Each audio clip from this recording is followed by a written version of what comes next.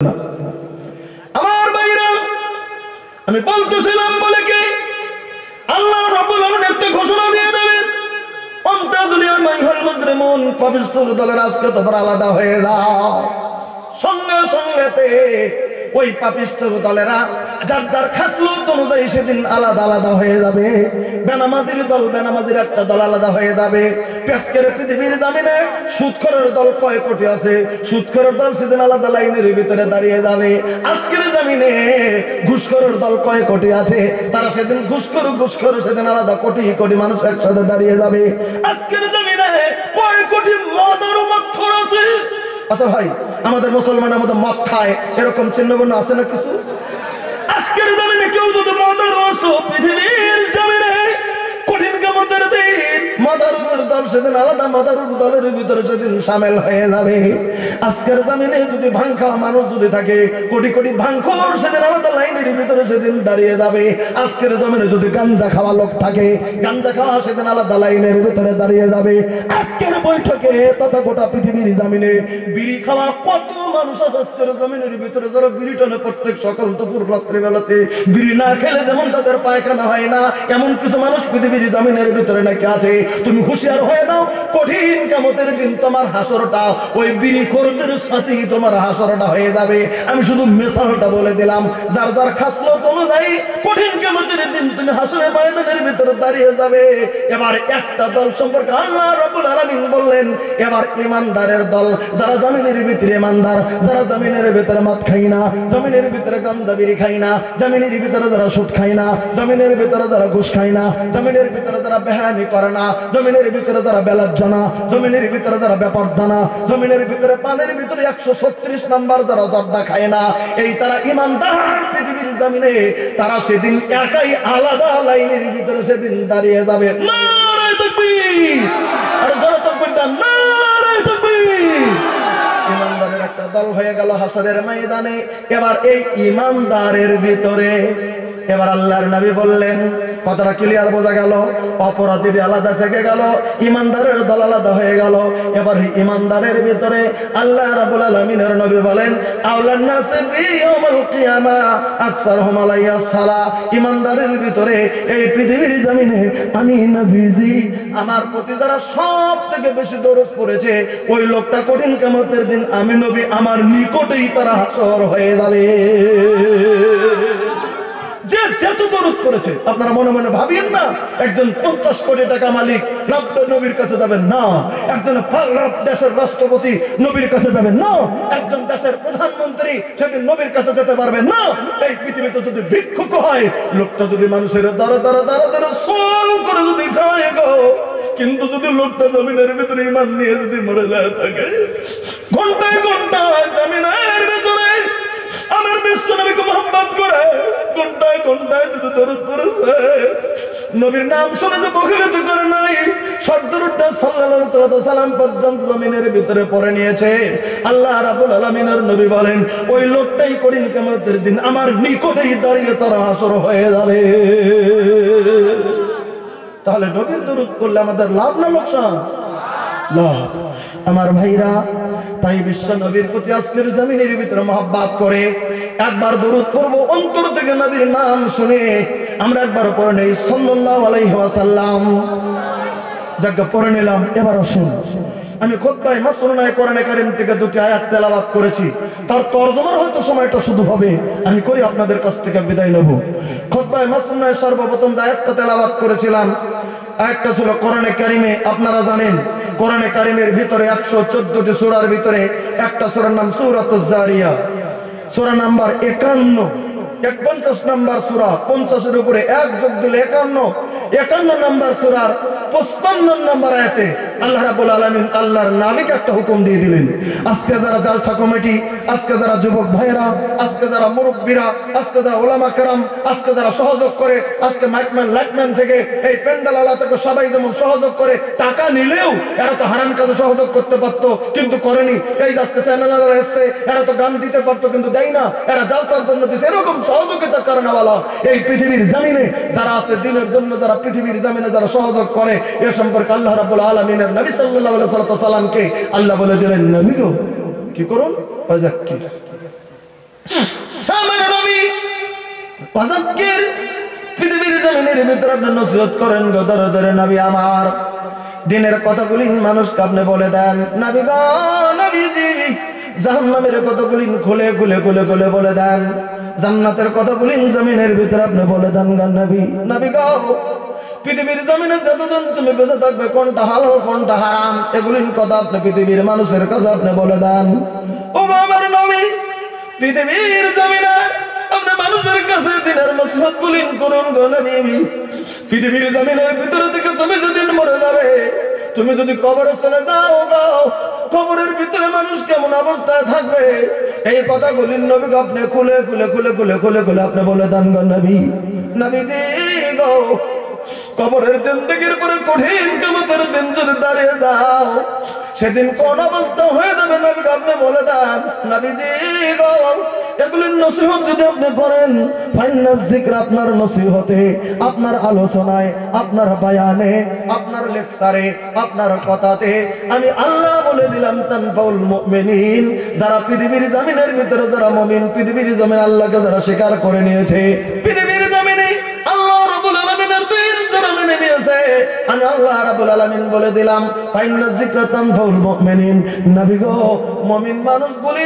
অবশ্যই আপনার নসিহতে তারা কামিয়াবি হয়ে অবশ্যই তারা জান্নাতি হয়ে যাবে একবার সুবহানাল্লাহ বলেন তাহলে নবীর নসিহতে এই পৃথিবীর জমিনে মুমিন মানুষগুলো কামিয়াবি হবে বেঈমান নাও মানতে পারে আবু জাহেল নবীর কথা শুনেছে আবু জাহেল কামিয়াবি হয়নি কিন্তু হযরত আবু বকর সিদ্দিক রাদিয়াল্লাহু নবীর কথা শুনেছেন তিনি কামিয়াবি হয়েছে নারায়ে তাকবীর যে হযরত ওমর ফারুক রাদিয়াল্লাহু তাআলা আনহু আপনারা ইতিহাস শুনেছেন হাত খোলা তরবারি নিয়ে আল্লাহ নবী সাল্লাল্লাহু আলাইহি হত্যা করে দেওয়ার জন্য হযরত ওমর রুম থেকে বেরিয়েছিল আমি বিশ্ব নবীকে পৃথিবীর জমিন থেকে হত্যা করে পৃথিবীর ফিতনা মিটিয়ে দেব কিন্তু আল্লাহ তাআলা আল্লাহ রাব্বুল আলামিনের নবীকে মেরে দেওয়ার জাদ্দাতা শুরু করে দিলেও আল্লাহ তাআলা তাকে এত রহম করে দিলেন আল্লাহ তাআলা তার দিলে ঈমানি জজ্বা দিয়ে দিলেন তিনি যেতেই আল্লাহ তাআলা তার দিলে দিয়ে দিলেন রহম লম্বা ইতিহাস রয়েছে ইতিহাস আমি আপনাদেরকে বলতে চাই না হযরত ওমর কেবলই বাড়ি থেকে বেরিয়ে গেছেন যেটা বুখারীতে হাদিস আছে ভালো করে শুনে নেন কেবলই বাড়ি থেকে বেরিয়েছে উদ্দেশ্য কি আল্লাহর নবীকে জবাই করবে উদ্দেশ্য কি জোরে বলেন উদ্দেশ্য কি আল্লাহর নবীকে জবাই করবে আল্লাহ নবী সাল্লাল্লাহু আলাইহি ওয়াসাল্লামকে জবাই করে দেবে এই উদ্দেশ্যে ওই যুগের মহা শক্তিমান যুবক তার নাম হযরত ওমর তিনি বেরিয়ে গেলেন বাড়ি থেকে মুহাম্মাদের ফিতনা মিটিয়ে দেব কেবলই বাড়ি থেকে বের হয়েছেন একটু যাওয়ার পরে তার চাচাতো ভাই ঘোড়ার পৃষ্ঠে সওয়ার হয়েছে দপদপ করে ঘোড়ার পৃষ্ঠে সওয়ার হয়েছে হযরত ওমর একটু এগিয়ে গেলেই তার চাচাতো ভাই তার নাম নাইম বিন আব্দুল্লাহ এই নাইম বিন আব্দুল্লাহর সঙ্গে রাস্তার ভিতরে দেখা হয়ে গেল নাইম বিন আব্দুল্লাহ বুঝে ফেলেছেন এই ওমর মনে হয় বিশ্ব নবী সাল্লাল্লাহু আলাইহি ওয়াসাল্লামকে মারার জন্য চলছে তুমি যাও কোথায় বলে কে রে তুই বলে আমি নাইম বিন আব্দুল্লাহ তুমি যাও কোথায় বলে আমি যাইতেছি মুহাম্মাদের ফিতনা পৃথিবীর জমিন থেকে মিটিয়ে দেব আর নাইম বিন আব্দুল্লাহ দুটো কথা বলছিলেন ভালো করে শুনে নেবেন কটা কথা বলছিলেন দুটি কথা একটা হলো এই ওমর তুমি যত বড়ই শক্তিশালী যুবক হও না কেন তুমি মুহাম্মাদের রুমে যা মুহাম্মাদকে জবাই করবে তুমি কি ভেবেছো যে কুরাইশরা তোমাকে ছেড়ে দেবে অত সহজ তোমাকে মুহাম্মাদের সাথী সঙ্গীরা তোমাকে ছেড়ে দেবে পালিয়ে আসতে দেবে তোমাকে এক নম্বর কথা তারপরেও যদি তুমি যাও আমি যাও মুহাম্মাদকে মারতে নিজের ঘরে মুহাম্মাদের পারবান্দারি মানুষ দিয়ে তুমি মুহাম্মাদকে জবাই করতে গেছো তোমার লজ্জা লাগে না হযরত ওমর বলছেন আমার ঘরে মুহাম্মাদের মানুষ কোথায় থেকে আসলো বলে তোমার ওমর ফারুকের একটা বোনের নাম ছিল ফাতিমা ওমর ফারুকের একজন বিশ্বনবীর মেয়ের নাম যেমন ফাতিমা ওমরের বোনের নাম ছিল ফাতিমা ওমরের একটা বোন ছিল ফাতিমা তখন বলছেন এই তোমার বোন ফাতিমা আর তার স্বামী এই দুজনে কালেমা গ্রহণ করে তারা মুসলিম হয়ে গেছে নিজের বোনকে মারতে পারো না মুহাম্মাদকে মারতে যাবে এই কথা বলে দিলেন নাইম বিন আব্দুল্লাহ হযরত ওমরের চোখে আগুন জ্বলতে শুরু হয়ে গেল আমার বোন ইসলাম গ্রহণ করেছে কথা তো শুনেনি তার মানে শোনা নাই তারা গোপনে গোপনে ইসলাম গ্রহণ করে বাড়িতে তার মিশন চালাচ্ছে একবার জোরে সুবহানাল্লাহ বলেন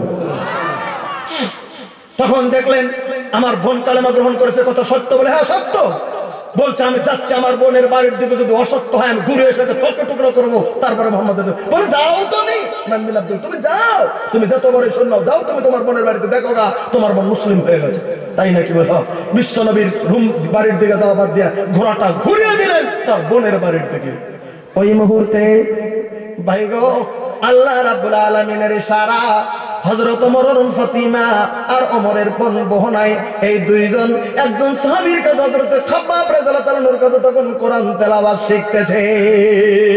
সুবহানাল্লাহ কবেন না?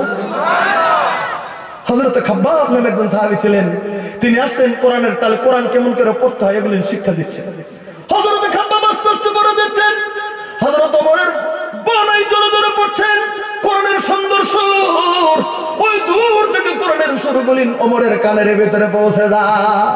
ওমর ভেবে নিল সত্যি তো, এরকম কণ্ঠস্বর তো আমার বোনের বাড়িতে উচ্চারণ হওয়া তো ঠিক নাই, কোরআনের বাণী আমার বোনের বাড়িতে কেন উচ্চারিত হচ্ছে?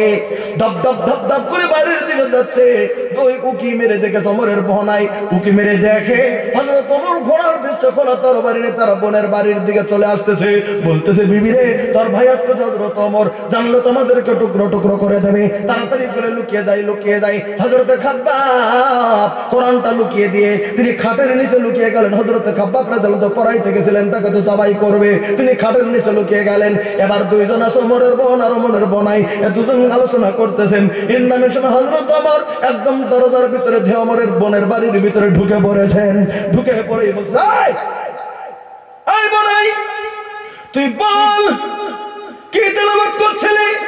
তিনি বলছেন না আমরা দুজনে গল্প করছিলাম, কথা বলছিলাম।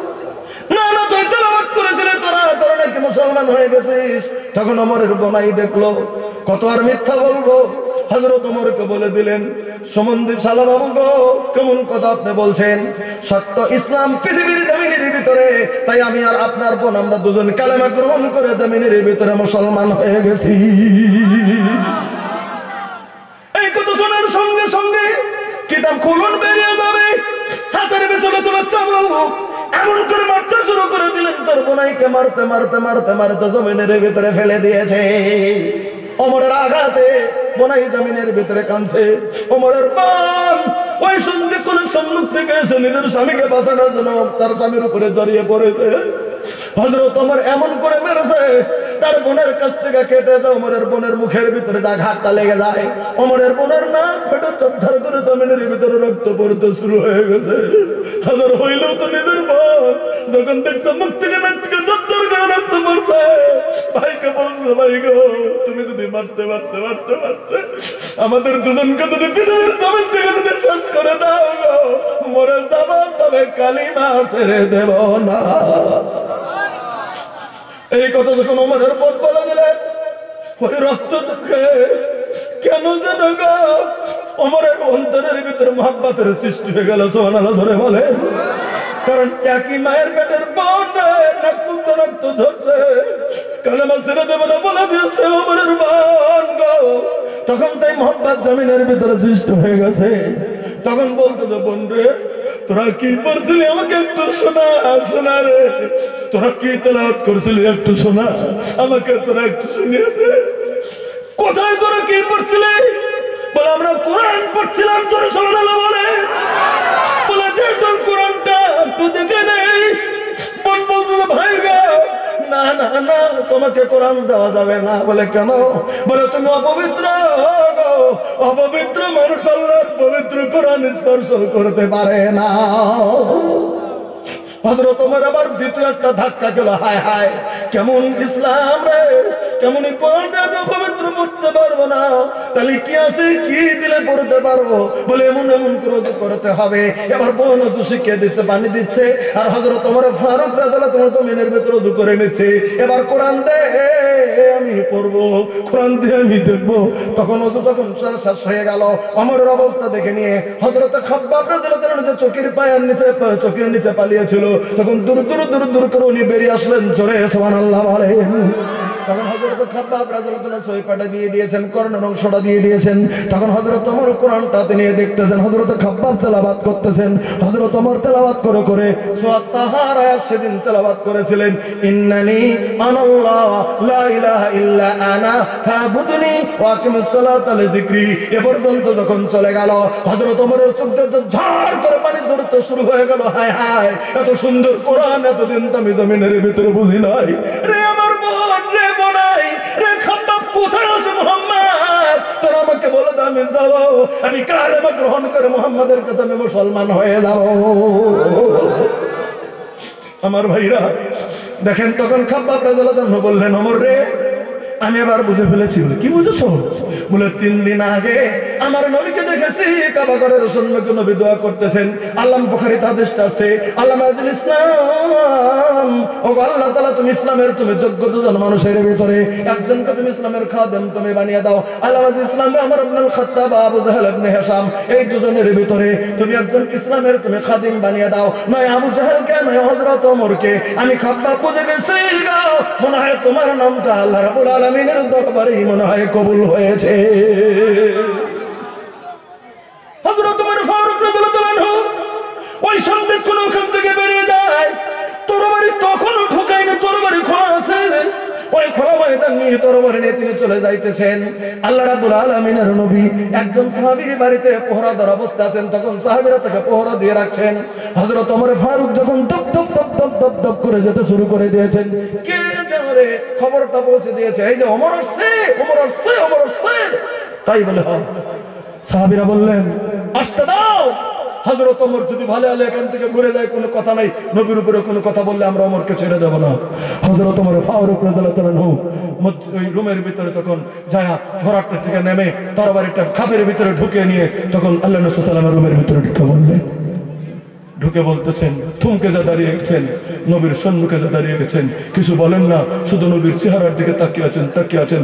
আল্লাহ নবী সাল্লাল্লাহু আলাইহি ওয়াসাল্লাম এগিয়ে আসলেন, সেই হাদিসের অনুযায়ী হযরত আল্লাহ নবী সাল্লাল্লাহু আলাইহি ওয়াসাল্লাম হযরত ওমরের এই ডানাটার ভিতরে ধরে দিয়ে একটু ধাক্কা দিয়ে বলে, তুমি এখনো তো তুমি ইসলাম গ্রহণ না করে তোমার বিরুদ্ধে কোরআন আয়াত নাযিল হতে বলো কি? এই কথা যখন বললেন আল্লাহ নবী সাল্লাল্লাহু আলাইহি ওয়াসাল্লাম ধাক্কাতে ঈমানের রশ্মি দিলের ভিতরে ঢুকে গেলেন। তখন বললেন আমাকে আপনি কালেমা পড়িয়ে মুসলমান বানিয়ে দিন, জোরে সুবহানাল্লাহ বলেন। ওই মুহূর্তে মসজিদের ভিতরে নারে তো আল্লাহু আকবার এত জোরে উচ্চারিত হয়েছিল যে মক্কার আকাশে বাতাসে আল্লাহু আকবার শব্দ সেদিন চলে গেছিল, ওমর সেদিন ইসলাম গ্রহণ করে নিয়েছে। এতদিন পর্যন্ত মসজিদে হারামের ভিতরে চুপে চুপে চুপে চুপে নামাজ হয়েছে, কেউ জানে না, কেউ জানে, কেউ জানে না। হযরত ওমর ইসলাম গ্রহণ করার পরে বললেন, নবী গো, আমি ওমর আজকে জামিনের ভিতরে ইসলাম গ্রহণ করেছি, ইসলাম আর জামিনের ভিতরে লুকায়িত থাকতে পারে না। একবার জোরে সুবহানাল্লাহ বলেন। আমি হযরত ওমর জামিনের ভিতর প্রকাশ্য যাব। ইসলাম গ্রহণ করার পরে দৌড়ে চলে গেলেন সর্বপ্রথম আবু জাহেলের বাড়িতে। ঘরের দরজায় ঘরদার ভিতর টোকা মেরে দিয়েছেন, কে? আমি ওমর। আবু জাহেল খুশিতে বেরিয়েছে, জানে তো মুহাম্মদকে মারার জন্য ওমর রেডি হয়ে আছে। বলে বাপ বাপ বাপ, আমার বাড়িতে এত বড় মানুষের পাড়া, বলছে একটা খবরের জন্য চলে এসেছি। বলে বলো কি তুমি খবর নিয়ে আসছো? বলে আমি কালেমা গ্রহণ করে মুসলমান হয়ে গেছি। সহিহ বুখারীতে হাদিস আছে, তাফসীরের ভিতরে বয়ান, ওই আবু জাহেল ঘরের দরজাটা লাগিয়ে দিয়েছে আর একটাবারও হযরত ওমরের দিকে দেখে নাই, শুধু বলেছিল তাব্বালা ওমর, তুই ধ্বংস হয়ে যা। এই কথা বলে ঘরের দরজাটা সেদিন লাগিয়ে দিয়েছে হযরত ওমরের জন্য। আমার ভাইরা, তাহলে সেই হযরত ওমর ঈমানের রোশনি পেয়েছে আল্লাহ রাব্বুল আলামিনের কাছ থেকে। একবার জোরে সুবহানাল্লাহ বলেন।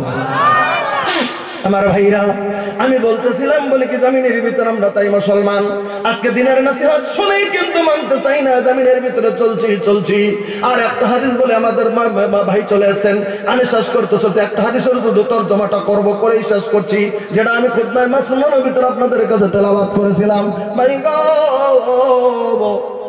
আজকের জামিনের ভিতরে যারা আছি একটু হাত তুলে দেবেন, আল্লাহ যেন আমাদেরকে জান্নাত দান করে। আমরা কে কে আশা রাখি আল্লাহর কাছে জান্নাতের?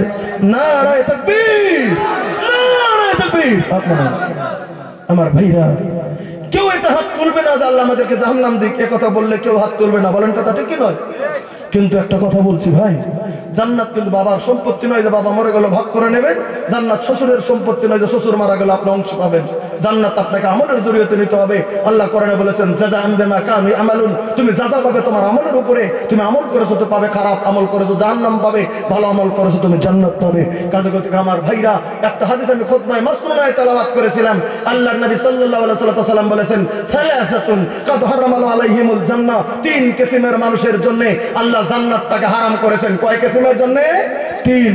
এক নম্বর নবী বললেন, আল মুদমিনুল খামার, যারা জমিনের ভিতরে মদ্যপান করে, যারা জমিনের ভিতরে নেশা জাতীয় জিনিস খায়, মদ থেকে শুরু করে ছিটি ছোট পর্যন্ত যত নেশা জাতীয় জিনিস আছে পৃথিবীর জমিনে, যারা জমিনের ভিতরে নেশা দ্রব্য পান করবে পৃথিবীর জমিনে, তারা যদি তওবা করে খালে শান্ত করে যদি মুসলিম হয়ে যেতে না পারে, তাহলে মনে রাখবেন কঠিন কিয়ামতের দিন তার জন্য জান্নাত